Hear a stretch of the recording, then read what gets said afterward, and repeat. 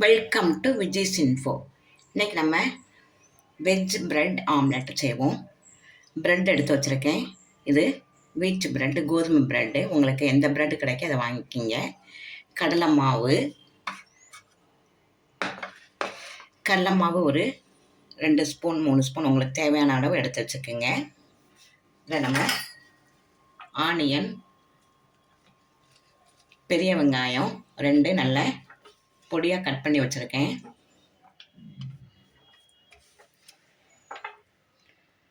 இதனால் ரொம்ப டேஸ்ட்டாகவும் இருக்கும், ஈஸியாகவும் செஞ்சிடலாம். டக்குன்னு பிரேக்ஃபாஸ்ட்டுக்கெல்லாம். ஒரு 2 துண்டு பூண்டு நல்லா கட் பண்ணி வச்சுருக்கேன் பொடியாக. ஒரு 3 பச்சை மிளகாய், உங்களுக்கு காரத்தை இந்த மாதிரி போட்டுக்கோங்க. இல்லாட்டா மிளகாய் பொடி கூட போட்டுக்கலாம்.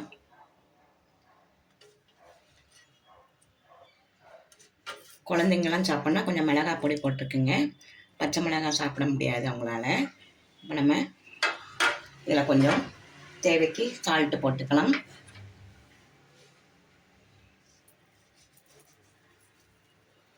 இவ்வளவுதான். இதை நம்ம கொஞ்சம் தண்ணி விட்டு கலந்துக்குவோம்.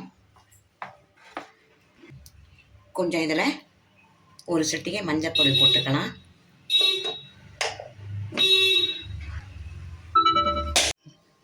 இப்போ ஒரு கடாய் அடுப்பில் வச்சு, அடுப்பு நல்லா சூடாகிடுச்சு. இப்போ நம்ம ஆயில் தடவிக்கலாம். இதில் நம்ம இந்த ப்ரெட்டை டிப் பண்ணி போட்டுருவோம்.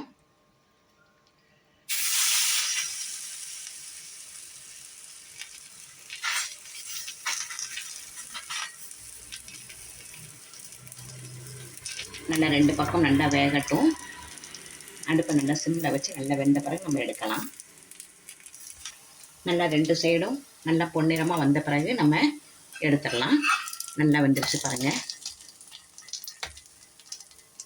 நம்ம இதை எடுத்துடலாம். வெஜ் பிரெட் ஆம்லெட் ரெடி ஆயிடுச்சு. ஒரு நல்ல சாஸ் வச்சு நீங்கள் பரிமாறலாம். குழந்தைங்க ரொம்ப விரும்பி சாப்பிடுவாங்க. மத்தியானம் லஞ்சு கூட இதை நீங்கள் பேக் பண்ணி கொடுத்து அனுப்பலாம். நல்லா கட் பண்ணி சூப்பராக கொடுத்தீங்கன்னா பிள்ளைங்க ஈஸியாக சாப்பிடுவாங்க. ரொம்ப நல்லாயிருக்கும் டேஸ்ட்டும். இந்த உங்கள் வீட்டில் செஞ்சு அசத்துங்க. இந்த ரெசிபி உங்களுக்கு கட்டாயமாக பிடிச்சிருக்கும். பிடிச்சிருந்தா லைக் பண்ணுங்கள், ஷேர் பண்ணுங்கள், சப்ஸ்கிரைப் பண்ணுங்கள், பெல் ஐக்கானை தட்டி விடுங்க. மற்றும் ஒரு நல்ல ரெசிபியை உங்களை சந்திக்கிறேன். பாய்.